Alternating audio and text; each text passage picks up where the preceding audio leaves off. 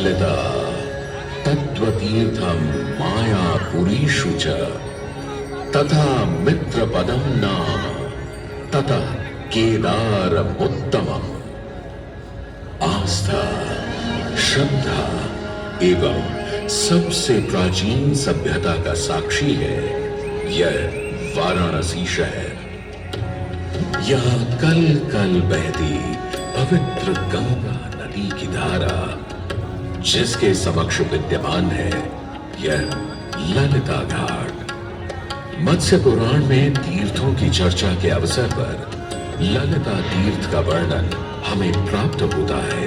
साथ ही साथ स्कंद पुराण के काशी खंड में भी जहां नव दुर्गा घाटों का वर्णन होता है, वहां भी ललिता घाट का नाम अंकित है। ततो ललिता तीर्थं गंगा केशव सन्निधौ तत्रास्ति ललिता देवी क्षेत्ररक्षाकरी परा। साच पूजा प्रयत्नेन सर्वसम्पत् समृद्धये ललिता पूजकानाञ्च जातु विघ्नो न जायते। श्री कृष्ण तृतीयायां ललितां परिपूज्य वै नारी वा पुरुषो वा भैया ललिता तीर्थे ललितां प्रणिपत्य वै लभेत् सर्वत्र लालित्यं यद्वा तद्वानुलप्य च।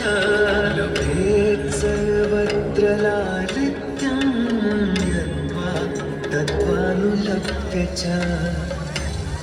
गंगा नदी के तट पर स्थित है ललिता तीर्थ, जहां क्षेत्र रक्षा करने वाली दुर्गा रूपी ललिता गौरी का निवास है, जिनकी सभी श्रद्धालु सर्व प्रकार संपत्ति लाभार्थ पूजा अर्चना करते हैं। इस घाट की सबसे विशेष बात यह है कि यहाँ शिव के साथ शक्ति के दर्शन भी श्रद्धालुओं को मिलते हैं। घाट के ऊपर गली में मां दुर्गा को समर्पित देवी ललिता का मंदिर विद्यमान है। साथ ही साथ यहाँ काष्ठ एवं ईंट से बना राज राजेश्वर मंदिर भी स्थापित है। भगवान शिव को समर्पित काशी में यह मंदिर नेपाल के पशुपति मंदिर का प्रतीक है। वर्तमान में सुशोभित यह ललिता घाट पूर्व में 3 भागों में विभक्त था। दक्षिण दिशा की ओर से चलें तो नेपाली घाट, ललिता घाट एवं राज राजेश्वरी घाट। इनका उल्लेख सन 1931 में मोती चंद्र जी ने किया था, जहां नेपाली घाट एवं ललिता घाट के पक्के निर्माण का श्रेय नेपाल के महाराजा बहादुर शाह को जाता है, तो वहीं राज राजेश्वरी घाट के निर्माण का श्रेय सिद्धगिरी जी को जाता है। कालांतर में नेपाली एवं राज राजेश्वरी घाट ललिता घाट में ही समाहित हो गए। ऐसी मान्यता है कि अश्विन मास की कृष्णा तृतीया के दिन ललिता तीर्थ में स्नान कर देवी के दर्शन करने से श्रद्धालुओं की सभी मनोकामनाएं पूर्ण होती हैं।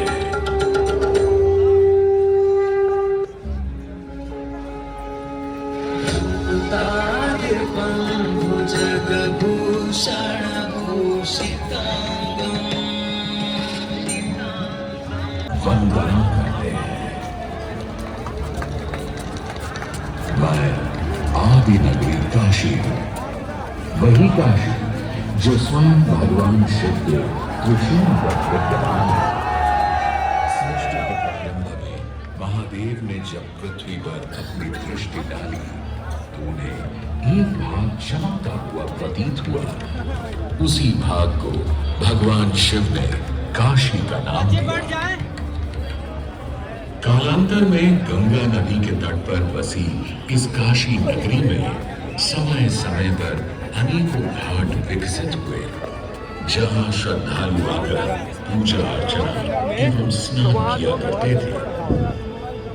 माना तो यह भी जाता है कि यह नगरी एक बहुत सुंदर वन से ढकी हुई थी, जहां पीपल, आम, बरगद, शीशम आदि के वृक्ष हुआ करते थे, जिनकी छाया में बैठ ऋषि मुनि, साधु संत आनंद से तपस्या किया करते थे। इसलिए इस जगह का उल्लेख आनंद वन के नाम से भी किया गया है। जितनी पुरानी काशी नगरी है, उतना ही पुराना यहाँ का काशी विश्वनाथ मंदिर भी है।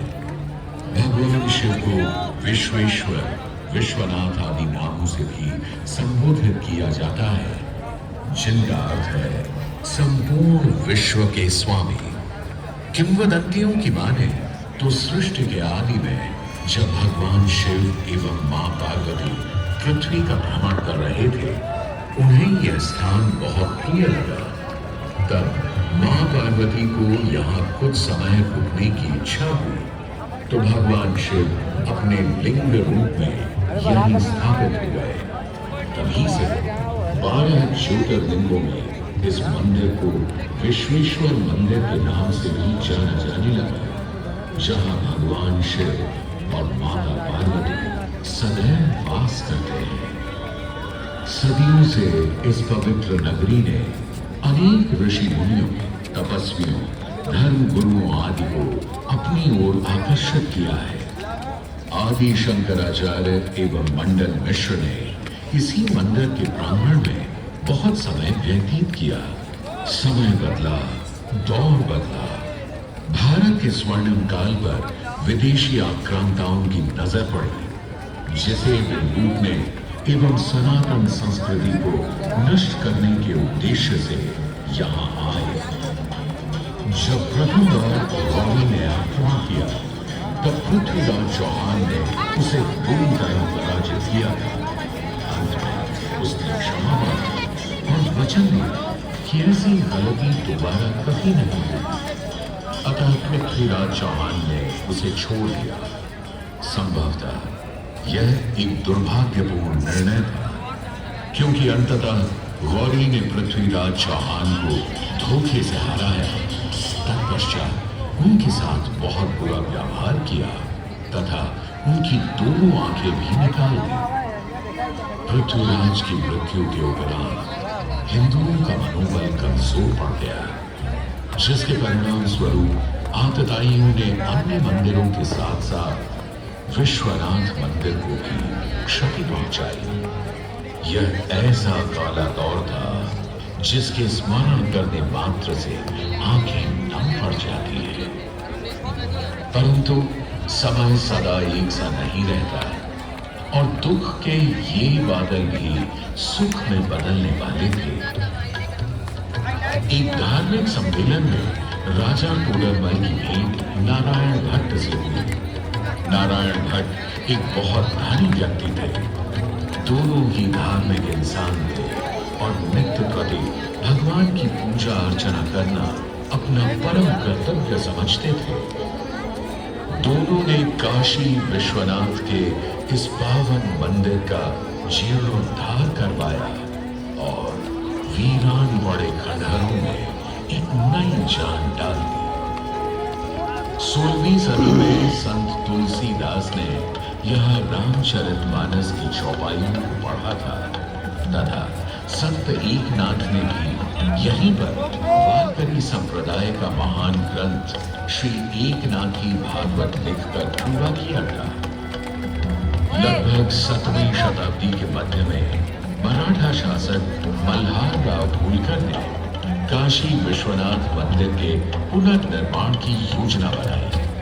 ये कार्य वे तो नहीं कर पाए, परंतु उनकी पुत्रवधू अहिल्याबाई होलकर जी ने इसे सन 1776 से 1778 के बीच पूरा किया। वर्तमान काशी विश्वनाथ मंदिर निर्माण का श्रेय अहिल्याबाई होलकर जी को ही जाता है।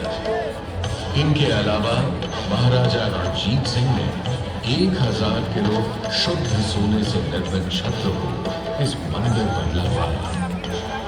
जहां ग्वालियर की महारानी बैजाबाई ने ज्ञानवापी का मंडप बनवाया, तो वहीं नेपाल के महाराजा ने यहाँ नंदी की प्रतिमा स्थापित करवाई।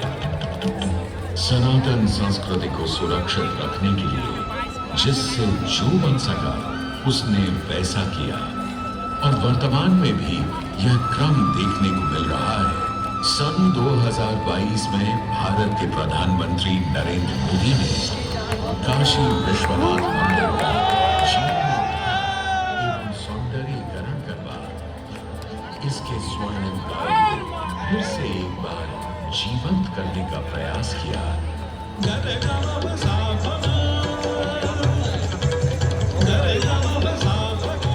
भगवान शिव को समर्पित काशी विश्वनाथ का यह पावन मंदिर सदियों से करोड़ों श्रद्धालुओं का प्रेरणा स्रोत रहा है और सदैव के लिए रहेगा।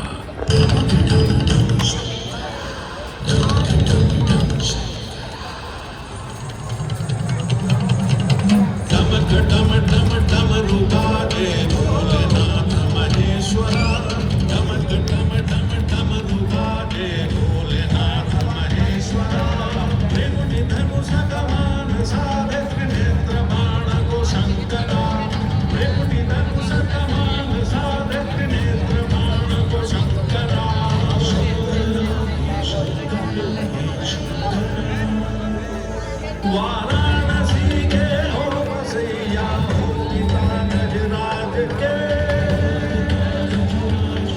वाराणसी के हो बसैया हो पिता गजराज के, तुम सजे माँ पार्वती के मान में सिंदूर से, सजे माँ पार्वती के मान में सिंदूर से।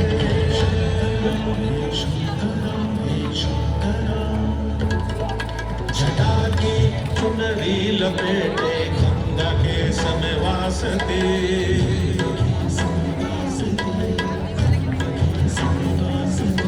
जटा की चुनरी लपेटे गंगा के समय वासते, चंद्रमा की रजत कांति शीस तुमज प्रकाशते, चंद्रमा की रजत कांति शीस तुमज प्रकाशते।